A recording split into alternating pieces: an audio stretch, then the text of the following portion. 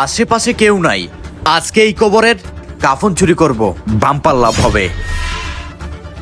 একবারে নতুন কবর, এইটা থেকে কাফন চুরি করলে কাফন ভালো দামে বিক্রি করতে পারবো। কাফনগুলো একবারে নতুন থাকবে, কাফন এখনো নষ্ট হয় নাই। কেউ দেখার আগে কাফনগুলো তাড়াতাড়ি তুলে নেই, দেরি করা যাবে না, তাড়াতাড়ি করতে হবে।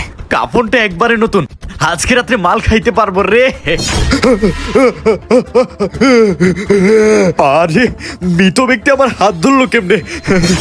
এই, তুমি একজন জান্নাতি ব্যক্তি হয়ে আরেকজন জান্নাতি ব্যক্তির কাফন কিভাবে চুরি করো? আরে কি বলেন, আমি তো সারা জীবন মানুষের কবরের কাফন চুরি করছি, আমি আবার জান্নাতি ব্যক্তি কিভাবে হলাম? হ্যাঁ, তুমি জান্নাতি। তোমার একটা ভালো কাজের জন্য আল্লাহ তাআলা তোমাকে জান্নাত দিয়ে দিবে। সেই ভালো কাজটা কি? যাও তাহলে একটু দেখে আসো। পানি, এখানে তো মরুভূমির মতন, আমি পানি কই পাবো? এই তো একজন পানি খায়, ওনার থেকে চাই আনি।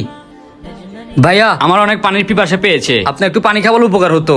পানি খাবে? এই নাও।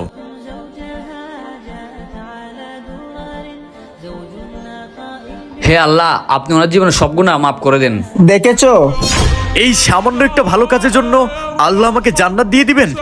আমি তো সারা জীবন চুরি করছি, আমি আর জীবনে কখনো চুরি করব না।